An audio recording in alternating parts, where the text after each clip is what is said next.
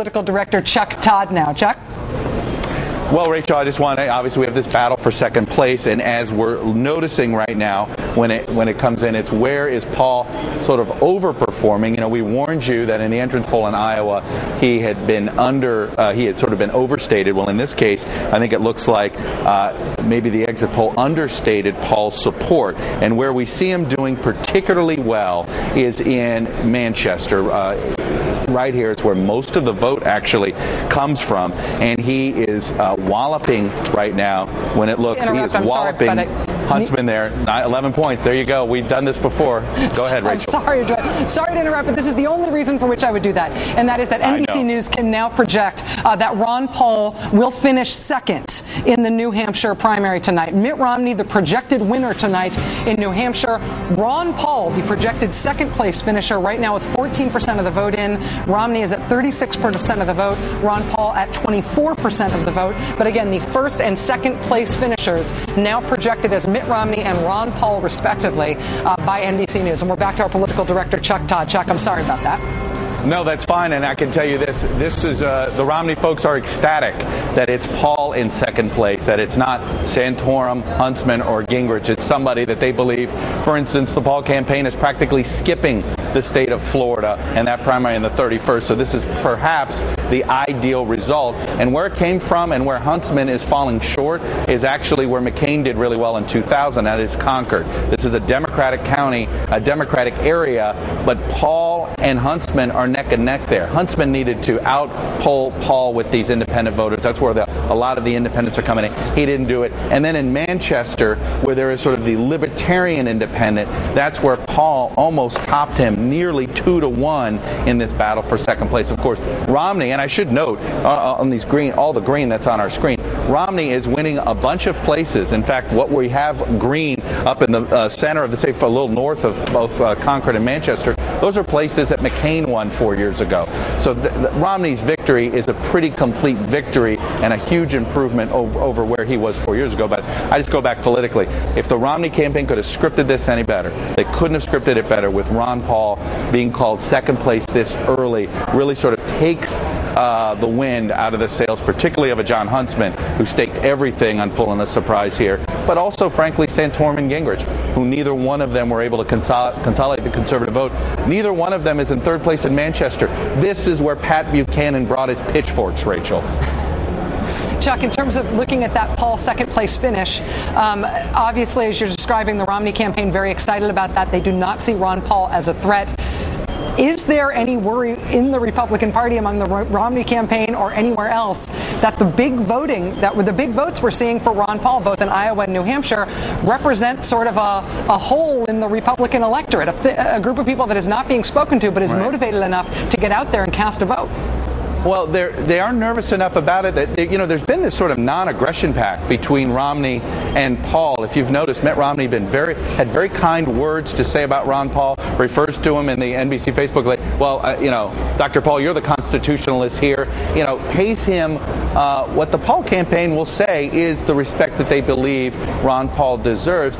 And look at what we saw today. Ron Paul came to Mitt Romney's defense on all of these Bain Capital attacks. So there really is Ron Paul is turning into Mitt Romney's not-so-secret weapon, because if he is just eating up a chunk of the sort of libertarian and, frankly, Tea Party, sort of that core original Tea Party support that isn't just anti-government, it isn't just anti-big government, but also anti-big business, big anything, and Paul's taking that up, that's less vote there for a conservative, even a conservative populist like Newt Gingrich is trying to sort of reframe his campaign. So, like I said, it's a huge boon to Romney. And then think about Florida. Paul's going to skip it. He's going to concentrate on those caucus states. And there is a concern in the Romney campaign that Paul could go third party. They don't want that. And so one of the things they do want Paul to do is get the delegates that he wants and let him have some influence on the platform and at the convention in Tampa.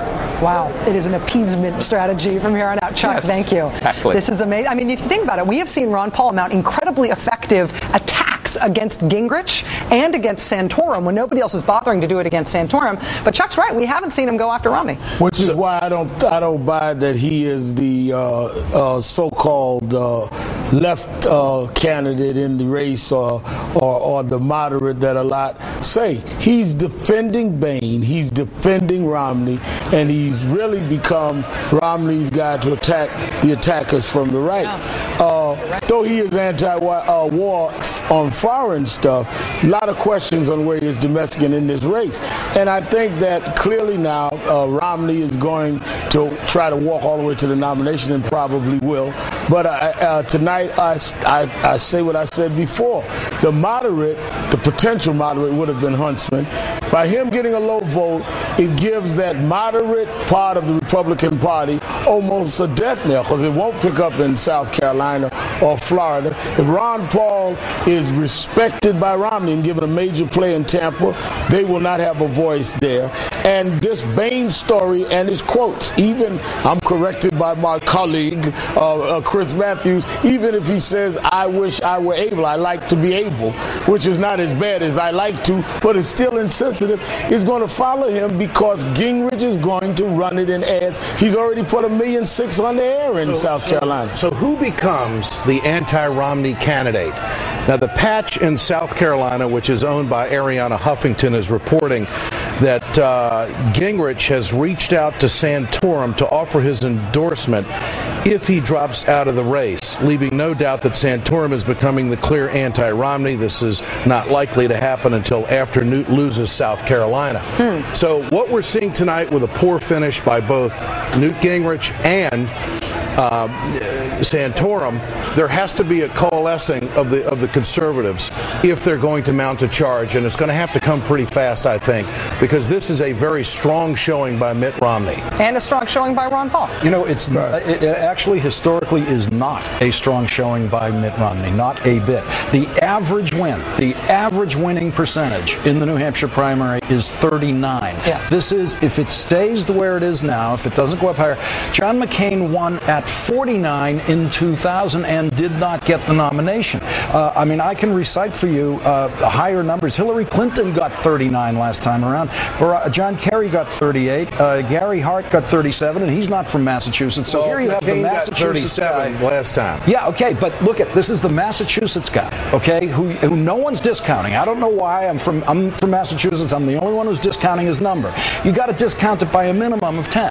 Then you have to look at the fraud in the campaign, the Republican fraud, which is the libertarian Ron Paul, who is not a candidate for president. He is not going to get the nomination. He is not going to be given a prominent speaking role at a Republican convention. They can't have a guy up there saying what he says. He is in there to push his ideas and for whatever individual reasons he has. So if you take Ron Paul out of this, and if you take out all those independent voters who went out there today for Ron Paul, what would have happened to Huntsman? Huntsman is the real second here. He came in the real second. He came in strong in that. And so if you look at these margins for the Massachusetts candidate who's running there for the second time, this is an unimpressive number. Historically unimpressive number. But McCain underperformed in 2008 as opposed to previous years. Underperformed by a couple of points. But remember, Massachusetts, I'm going to keep saying this all night, Massachusetts, the Massachusetts guy wins in New Hampshire. It was the Globe. There's only one Massachusetts guy who lost in New Hampshire, and he was running against an incumbent president in New Hampshire. That's Teddy Kennedy. Okay. Every other Massachusetts guy wins New Hampshire easily, and we discounted it historically. We never cared when the Massachusetts guy won New Hampshire. Let me just ask Steve, how important is it that Ron Paul's locked up second place here? We do not know what the final percentage vote is going to be among these candidates, but we are projecting first and second for Romney and Ron Paul. This went down exactly like Mitt Romney wanted it to go down tonight. He wanted the early call. He wanted, as soon as the polls closed, for the networks to make the call saying that he had won. Ron Paul in second place. I think it's a disappointing finish for John Huntsman in third place. I think he bet the farm on New Hampshire. He wasn't shooting for third. But I think the really good news, Rachel, for Mitt Romney going forward is none of these candidates, even though for most of them they have no plausible path to be the nominee of the party, none of them are getting out of the race. And I think that increases the likelihood that Mitt Romney can win in South Carolina. And I think if Mitt Romney goes 3-0, I think he is the